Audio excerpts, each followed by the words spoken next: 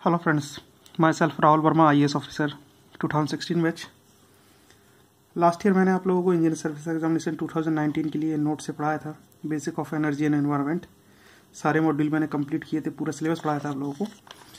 लेकिन तब भी इंजीनियर सर्विस एग्जामिनेशन जब 2019 का पेपर हुआ तो इससे सारे क्वेश्चन आप लोगों की नहीं मिली। कुछ क्वेश्चन आपके आउट ऑफ द सिलेबस थे, क्योंकि इस साल इंजीनियर सर्विस एग्जामिनेशन में basic of energy and environment से क्वेश्चन काफ़ी बाहर आउट ऑफ द सिलेबस बोल सकते हैं आप, या फिर आप बोल सकते हैं एक सिविल इंजीनियरिंग सेक्शन से पूछे गए थे एनवायरनमेंट से रिलेटेड। थोड़ा क्वेश्चन टफ थे जो किसी भी कोचिंग में कवर नहीं किए गए थे, कहीं किसी नोट्स में नहीं थे और कहीं भी किसी भी नहीं थे। लेकिन काफ़ी क्वेश्चन सिंपल सा अगर मैं बात करूं तो कहीं से भी क्वेश्चन नहीं आया आप लोग इंजीनियरिंग सर्विस एग्जामिनेशन में। जो इस साल का पेपर थोड़ा टफ आया था, पेपर फर्स्ट। चलिए स्टार्ट करते हैं। मैं इसमें आप थोड़ा एनालिसिस करने वाला हूँ आप लोगों के लिए for basic of energy and environment के लिए। इस साल आपके 12 क्वेश्चन आए थे इससे इंजीनियर सर्विस एग्जामिनेशन 2019 में। 12 क्वेश्चन में 7 क्वेश्चन मेरे नोट से थे और 5 क्वेश्चन मेरे नोट से नहीं थे। लेकिन इस साल मैं कोशिश करूंगा कि इन सारे क्वेश्चंस को 5 क्वेश्चन को कवर करूं और आसपास के रिलेटेड एरियाज को भी कवर करूं, कि आप लोगों को नेक्स्ट टाइम जब आपके क्वेश्चन आए, अगले साल जब आपके इंजीनियर सर्विस एग्जामिनेशन 2020 में जो भी क्वेश्चन आए वो आपके मेरे नोट से पूरे क्वेश्चन मिल जाए आपको एटलीस्ट। चलिए तो स्टार्ट करते हैं, एनालिसिस करते हैं। ये नोट्स लास्ट ईयर के थे जिनसे मैंने पढ़ाया था। ये क्वेश्चन है आपके जो इस साल इंजीनियर सर्विस एग्जामिनेशन में आए हैं। चलिए देखते हैं पहला क्वेश्चन क्या है। पहला क्वेश्चन है आपके, तो number of question ask from my notes, ये आपके आए हैं 7 आउट ऑफ 12 क्वेश्चन। 7 क्वेश्चन आए हैं 12 क्वेश्चन में। 5 क्वेश्चन आपके आउट ऑफ द सिलेबस थे, जो मेरे आउट ऑफ द नोट्स थे, जो मेरे क्वेश्चन नोट्स में, ये आपके नोट्स में नहीं थे। तो मिनी वाटर ट्रेजेडी वाला जो क्वेश्चन ये मेरे नोट्स से था। मैंने आपको बहुत अच्छे तरीके से पढ़ाया था, बोला भी था काफ़ी इंपॉर्टेंट क्वेश्चन, काफ़ी इंपॉर्टेंट पॉइंट है, इसको आप अच्छे तरीके से कवर करके रखिए। जिन स्टूडेंट के पास मेरे नोट्स हैं वो लोग देख पा रहे होंगे और उनको पता होगा कि ये जो मैंने उन लोगों को पढ़ाया था मरकरी पॉइजनिंग जब मैंने उनको क्लियर किया था, पढ़ाया था वहाँ पे, तो मैंने यहाँ पे एक पॉइंट लिखा था यहाँ पे, excessive intake of HG causes मिनीमाटा disease, और इसको मैंने अंडरलाइन भी किया था और बोला था कि आपसे काफ़ी इंपॉर्टेंट पॉइंट है, याद करके रखिए। और ये पहला क्वेश्चन यही से आया था आपका। The मिनीमाटा tragedy was caused by the eating of fish growing in the मिनीमाटा way contaminated with देखिए, ये जो मिनीमाटा डिजीज होती है, मिनीमाटा ट्रेजेडी हुई थी caused by the eating of the fish. ये पॉइंट्स मैंने आपको लिखवाए थे। Fish are the source of the HG intakes, ये जो आपका मरकरी का इंटेक है, इसकी वजह से एक्सेसिव अमाउंट में जब ले लेते हैं तो वह मिनीमाटा डिजीज होती है आपकी ये। चलिए देखते हैं।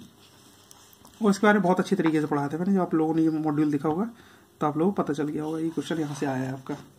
और ये मिनीमाटा कन्वेंशन के बारे में बताया था मैंने आप लोगों को। चलिए देखिए क्वेश्चन में क्या था आपके। क्वेश्चन में देखिए ऑप्शन किस तरीके से दिए हमने। The मिनीमाटा tragedy was caused by the eating of the fish growing in the मिनीमाटा way contaminated with,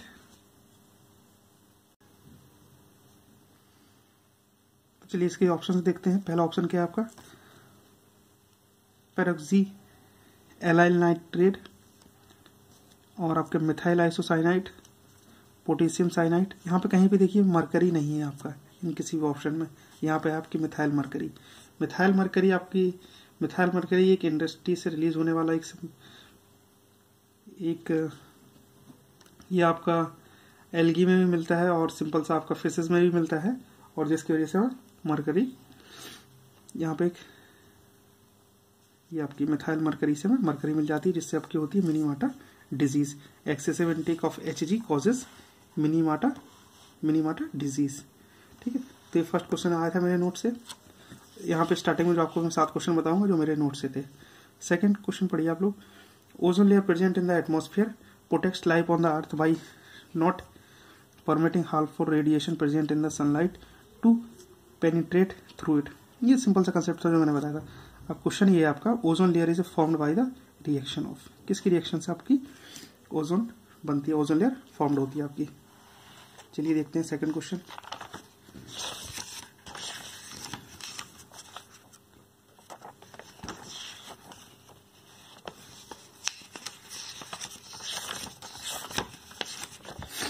second question यहाँ से आया था आपका global warming and climate changes से।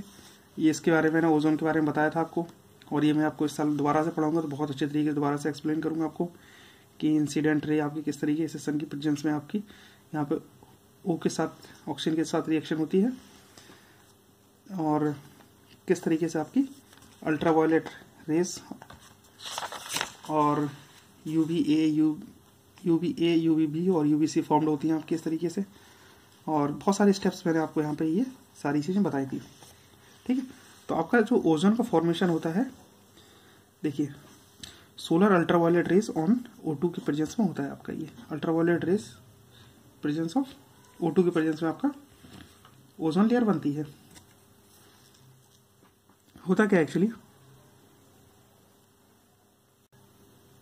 एटॉमिक ऑक्सीजन जो होती है आपकी O, वो आपका इन the presence of UV rays की प्रेजेंस में आपकी O2 के साथ रिएक्शन करके आपकी सिंपल सी अल्ट्रावायलेट रेज की प्रेजेंस में आपकी क्या बनाती है, आपकी O3 बनाती है। तो ultraviolet rays on the presence of O2 आपकी फॉर्म्ड होती है आपकी O3, इसको बोलते हैं हम लोग ओजोन। ठीक है, और ये दूसरे ऑप्शन देखिए chlorofluorocarbons on oxygen, chlorine on oxygen और क्लोरीन नाइट्रेट ऑन ऑक्सीजन। ये सारी देखिए, ये क्वेश्चन को मैंने पहले क्लियर कर दिया था, इनसे आपके ओजोन फॉर्म नहीं होती क्योंकि आपके ओजोन डिप्लीशन सब्सटेंस है।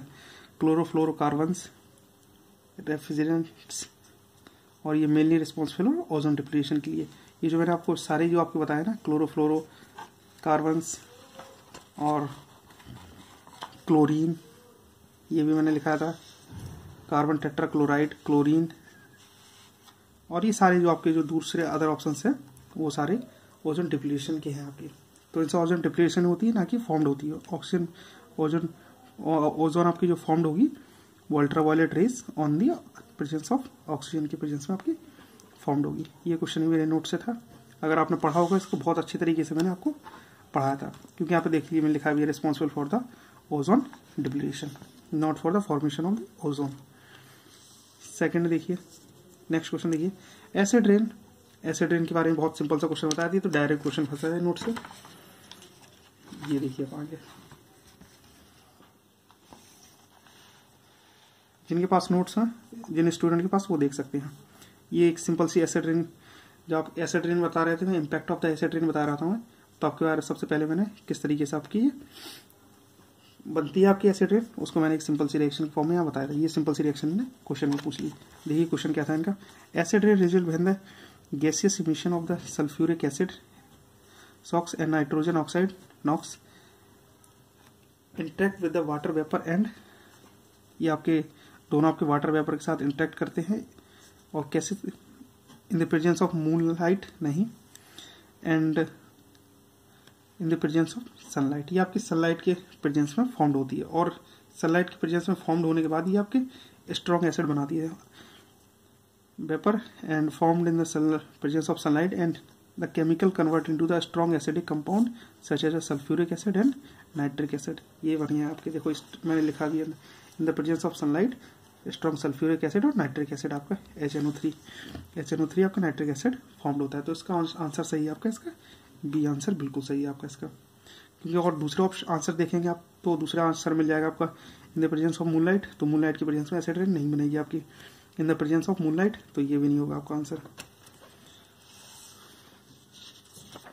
एंड फोर्थ देखते हैं, सनलाइट की प्रेजेंस में बनाया and the chemical convert to the weak acidic compound such as sulphuric. Weak acidic compound नहीं बनेंगे यहाँ पे, ये क्या बनेंगे, स्ट्रॉन्ग एसिडिक कंपाउंड बनेंगे। स्ट्रॉन्ग एसिडिक कंपाउंड बनेंगे H2SO4 का, ना कि आपका वीक एसिडिक कंपाउंड बनेगा। तो ये क्वेश्चन भी मेरे नोट से था। नेक्स्ट देखिए, ये वाले जो क्वेश्चन आपके आए हैं, क्वेश्चन नंबर 4 और 5 दोनों मेरे नोट से था। थोड़ा सा आपको ऑब्जर्व करना था, थोड़ा सा जो मैंने यहाँ पे लिखाया है बहुत अच्छी तरीके से मैंने लिखाया था और उसको पढ़ाया भी था आप लोगों को।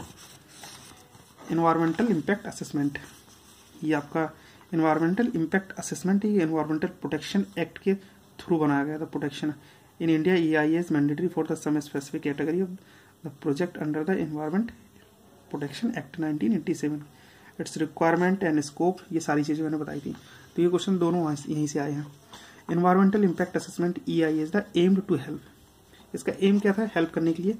Estimate future need of the society नहीं, smooth implementation of the project नहीं, cope and the rapid increase in the pollution नहीं, रिसोर्स कंजर्वेशन, ये आपका इसका सबसे सुटेबल आंसर है इसका, रिसोर्स कंजर्वेशन। देखिए कुछ बच्चे कंफ्यूज हो रहे होंगे कैसे smooth implementation of the project, ठीक है स्मूथ इम्प्लीमेंटेशन ऑफ प्रोजेक्ट के लिए नहीं है, ये सिर्फ रिक्वायरमेंट चेक करता है, स्क्रीनिंग करता है। देखिए स्टेप्स में मैंने दिखा दिया था यहाँ पे, स्मूथ फंक्शनिंग के लिए नहीं है, ये सिर्फ आपके स्क्रीनिंग और स्कोपिंग के लिए है। स्टेप नहीं है ये, स्क्रीनिंग और स्कोपिंग के लिए मैंने बताया था। Check whether the EI is required और not, size of the project, location of the project, nature of the project, ये मैंने जब आपको पढ़ाया था तो बहुत अच्छी तरीके से क्लियर कर दिया था।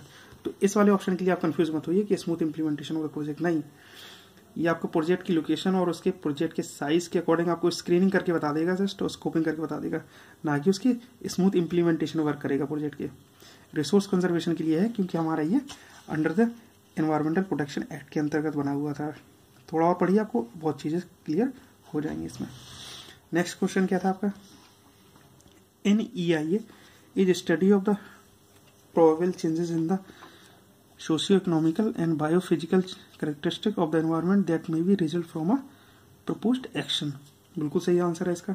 The purpose of a EIA is to help design projects which do not disturb the quality of the environment by the examining alternatives। ये भी बिल्कुल सही है। अब देखते हैं इसमें आंसर किस तरीके से फाइंड करेंगे इसके।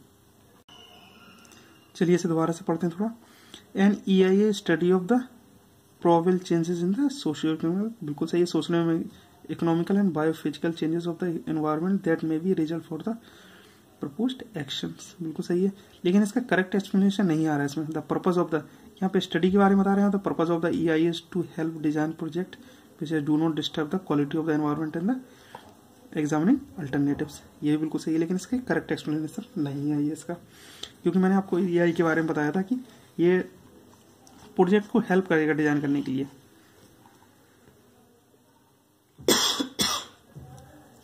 Which do not disturb the quality of environment by examining alternatives, ये मैंने सब इसमें लिखा है आपको।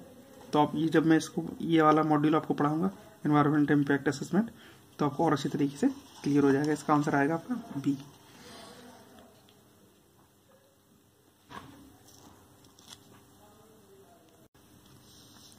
चलिए नेक्स्ट देखते हैं, what are the limitation of the solar energy. Solar energy देखते हैं। सोलर एनर्जी के बारे में मैंने बताया था आप लोगों को, बहुत सिंपल था। अगर आपकी थोड़ा बहुत अपने सही से क्वेश्चन पढ़ा होगा ना, तो ये सोलर एनर्जी का टॉपिक पढ़ने की भी जरूरत नहीं है आपको। ये सोलर एनर्जी का एक्चुअली क्या है, मैं आपको बहुत जल्दी बता रहा हूँ, और आपको डिटेल में पढ़ना है तो आपको नोट्स पढ़िए, फिर आपको ये आंसर आपको बहुत अच्छी तरीके से क्लियर हो जाएंगे। Solar energy, solar cells convert solar energy into the electrical energy, बहुत सारे पॉइंट्स बताए थे मैंने आपको। क्वेश्चन देखते हैं, क्वेश्चन में आंसर आपको मिल जाएगा आपको। What are the limitation of the solar energy, collecting solar energy over the large areas and converting it to other form that can be conveniently transport stored and the use in the existing equipment is not economical, ये economical नहीं है। क्यों नहीं है, देखिए मैंने आपको बताया था आप लोगों को। Higher grade silicon is used in making of the cells, silver is use for the interconnection of the cells, ठीक है, क्योंकि आपको high grade of the silicon की जरूरत पड़ती है सेल्स बनाने के लिए, और सिल्वर की रिक्वायरमेंट रहती है आपको इंटरकनेक्शन करने के लिए। सो इट इज एक्सपेंसिव, ठीक है, और ये बहुत तरीके से यूटिलाइज कर सकते हैं आप इसको। तो आपका ये ऑप्शन बिल्कुल सही है। ये आपकी लिमिटेशन थी, इसकी सबसे बड़ी लिमिटेशन यही थी इसकी, कि stored and use in the existing equipment is not economical, ये इकोनॉमिकल नहीं है। तो ये वाला क्वेश्चन, ये पॉइंट इसी से कोरिलेट कर रहा था, सो एक्सपेंसिव, और आप बोल सकते हैं नॉट इकोनॉमिकल। सेकंड पॉइंट देखिए, low density of the solar energy as compare to the coal, oil and gases. Obviously ये बिल्कुल सही था, ये हमने बताया था आपको कि इसकी density of the solar energy compare to the coal, oil और गैसेस की अपेक्षा बहुत कम रहती है। ये बिल्कुल आंसर सही है इसका।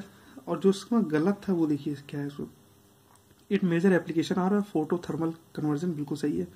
Solar water heater, green house technology, photovoltaic conversion, ये मैंने बताया आपको, देखिए लिखी हुआ है।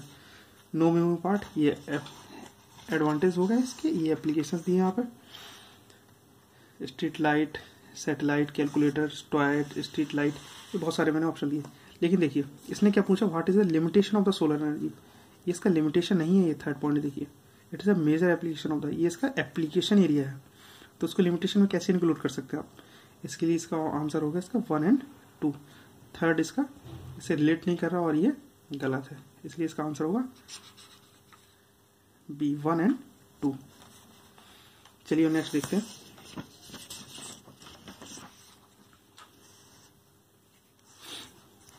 What are the advantage of the biomass as a source of energy. Advantage देखते हैं।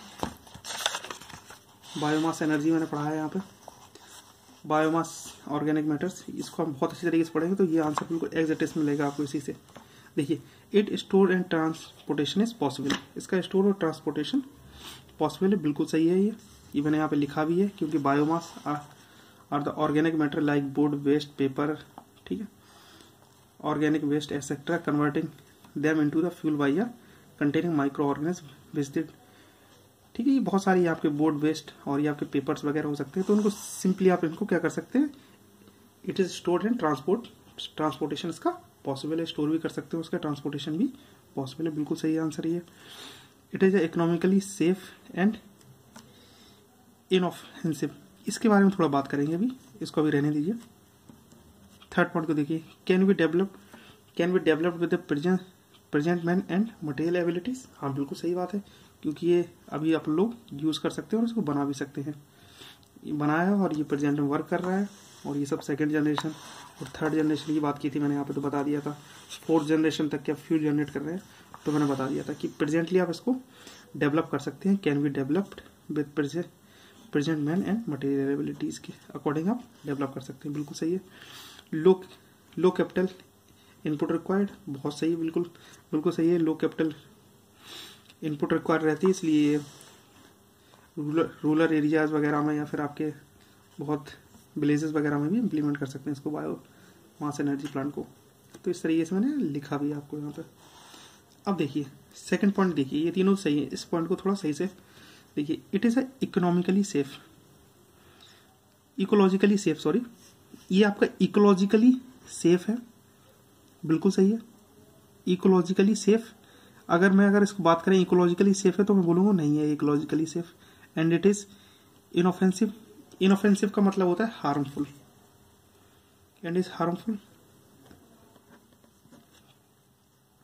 देखिए इकोलॉजिकली सेफ क्यों नहीं है, इकोलॉजिकली सेफ नहीं है क्योंकि ड्यू टू द ये इसमें बहुत सारे आपको ऑर्गेनिक मैटर्स की रिक्वायरमेंट रहती है, जैसे प्लांट्स हैं, एनिमल्स हैं, या फिर आपके पेपर वेस्ट वगैरह है, और एग्रीकल्चर वेस्ट है आपका, तो आपको बहुत सारी चीज़ों की ज़रूरत पड़ती है। तो इकोलॉजिकली सेफ नहीं है क्योंकि इसमें हमारा इन्वायरमेंट से रिलेटेड बहुत सारी चीज़ों का इन्वॉल्वमेंट रहता है यहाँ पे। जैसे आप देख सकते हैं इसमें कि it is ecologically safe. Ecologically safe इसलिए नहीं है क्योंकि इसमें हम जो वुड वगैरह यूज़ करते हैं, फिर हम जो प्लांट्स मटेरियल्स यूज़ कर रहे हैं, उनकी वजह से डिफॉरेस्टेशन हो सकता है, सॉइल इरोजन हो सकता है, ग्राउंड वाटर कंजप्शन डिक्रीज हो सकता है, तो इकोलॉजिकली सेफ तो नहीं है। और ये सबसे लास्ट में जो उन्होंने लिखा है ना, एंड इज इनऑफेंसिव मतलब हार्मफुल, ये हार्मफुल है, तो ये बिल्कुल गलत है, ये हार्मफुल नहीं है, क्योंकि इससे जो हमें प्रोड्यूस होता है एल्कोहल और मीथेन गैस रहती है, जो इतना हार्मफुल नहीं है आपका। तो ये आपका गलत था इसमें, और आपका आंसर हो सकता है first, third and fourth, answer is C, ठीक है। इसके बाद जो क्वेश्चन आए हैं वो मेरे नोट्स से नहीं थे, इसलिए मैं आपको नोट्स हटा के एक तरफ रख दे रहा हूँ। और ये नोट्स से क्वेश्चन नहीं थे, ये बहुत सिंपल से क्वेश्चन थे, आपको थोड़ा बहुत ऑब्जर्व किया होगा तो आपको पता चल गया होगा। Training should be conducted among the line and the low management for the ensuring the importance of the environmental protection plan, ठीक है। इन्वायरमेंटल प्रोटेक्शन प्लान के तहत होता क्या है, training should be conducted among the line and lower management तक को training दी जाती है for the ensuring the importance of economical protection plant. ये इम्पोर्टेंस बताने के लिए सभी को ट्रेनिंग दी जाती है, मतलब यहाँ से लाइन एंड लो मैनेजमेंट तक के जितने भी ऑपरेटर्स वर्कर्स हैं सभी को दी जाती है। Environmental science is a developing subject and the peoples implementing environmental strategies should remain up to date with the environmental control process. ये भी बिल्कुल सही है और इसका करेक्ट एक्सप्लेनेशन है, क्योंकि उनको प्रॉपर एक प्रोटेक्शन प्लान होगा या कुछ भी इसकी इंपॉर्टेंस के बारे में पता चलेगा, तभी जाके ये डेवलपिंग, तभी जाके ये करेंगे क्या, उसको इम्प्लीमेंट कर पाएंगे स्ट्रेटजीज को, और इनको अप टू डेट कर पाएंगे। तो इसके लिए आपका आंसर ए है, इसके बारे में थोड़ा और पढ़ाऊंगा आपको, नोट्स में भी इंक्लूड करूंगा इससे रिलेटेड पॉइंट को। और ये आपका 9th क्वेश्चन है, venturi स्क्रूवर a device used to remove particle matters from the atmosphere works on the principle of, ये works on the principle of atomising water vapour पे वर्क करता है आपका, क्योंकि ये सिंपल सा आप करता क्या है कि वेंचुरी स्क्राइबर यूज करते हैं एक डिफरेंस क्रिएट करने के लिए बहुत हाई स्ट्रीमिंग वेलोसिटी गैसेस में और वाटर फ्लोज में, जिससे होता क्या है कि ऑटोमाइजेशन हो जाता है वेपर्स का, और इससे पॉल्यूटेंट्स जो आपके रहते हैं वो रिमूव हो जाते हैं एटमॉस्फेयर से based on the principle of atomised water vapour. इसके बारे में और डिटेल से बताऊंगा जब मैं क्वेश्चन में इंक्लूड करूंगा। तो ये प्रिंसिपल वर्क करता है atomised water vapour. Which of the following is the terrestrial type of ecosystem. Terrestrial type of ecosystem, मैंने आपको इकोसिस्टम तो पढ़ाया था, लेकिन इसमें जो आपके इसके डिफरेंट टाइप्स थे वो मैंने नहीं बताया, लेकिन इस बार में इसको एक्स्ट्रा टॉपिक्स में आपको पूरा इन्वायरमेंट ये आपका basic of energy environment complete कर लूंगा। इसके बाद इनसे रिलेटेड टॉपिक भी कवर करूंगा मैं। लेमिनेट, तो सबसे पहले इसमें देखें क्या क्या है। विच of the following is the terrestrial type of the ecosystem. Terrestrial type of ecosystem में देखते हैं, अगर इनके बारे में थोड़ा सा भी नॉलेज होगी तो आप बता देंगे इनमें। पहला आपका क्या दिया, लिम्नेटिक मतलब लेक साइड या फिर आप पॉन्ड साइड को बोलते हैं लिम्नेटिक इकोसिस्टम।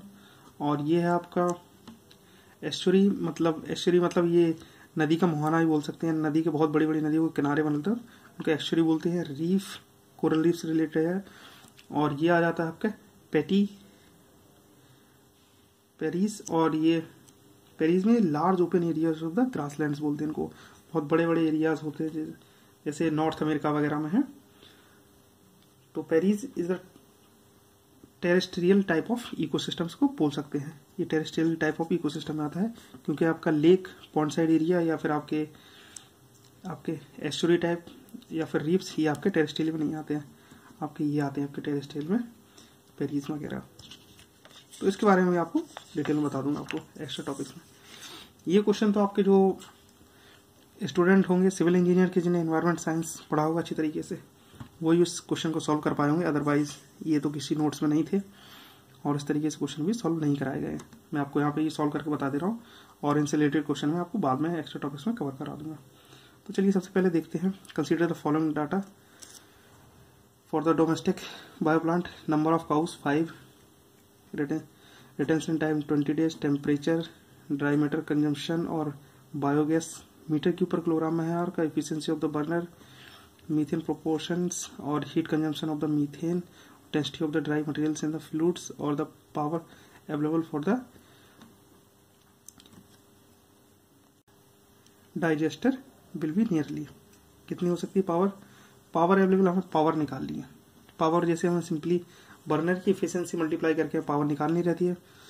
तो जैसे एफिशिएंसी अगर 100% होती तो हमें पावर का जो सिंपल से फॉर्मूला लगा देते तो हमें एफिशिएंसी मिल जाती। एफिशिएंसी ये पावर आपका हीट के फॉर्म में हो सकती है, और heat of the combustion of the methane ये 28 दे रखी है, और एफिशिएंसी ऑफ द बर्नर 60% दे रखी है। तो एफिशिएंसी ऑफ द बर्नर आपकी 60% हो गई, तो 0.6 इंटू, और कंबशन ऑफ द मीथेन ये हो जाएगा 28 mega joule per metre cube में दिया आपका, लेकिन हमें मेगा जूल पर डे में निकालना है।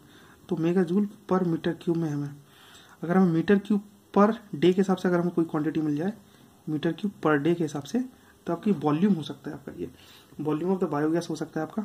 इसका मल्टीप्लाई कर देंगे सिंपल से, तो आपको ये पावर निकल के आ जाएगी मेगा जूल पर डे के हिसाब से।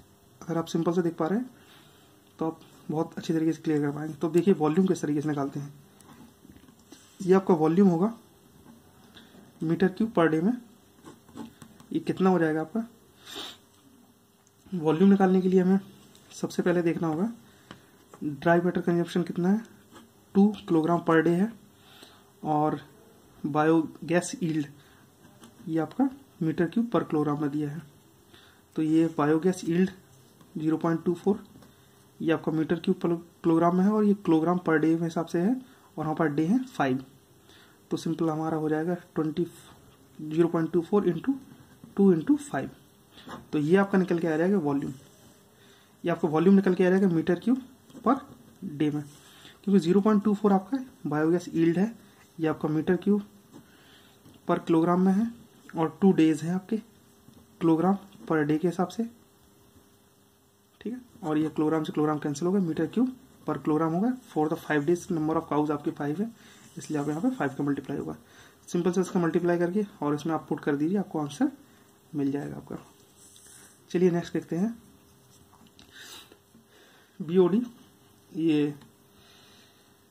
ये तो सिंपल सा आपके सिविल इंजीनियर्स के स्टूडेंट के लिए क्वेश्चन था और बकाया के स्टूडेंट तो उसे कर नहीं पाएंगे।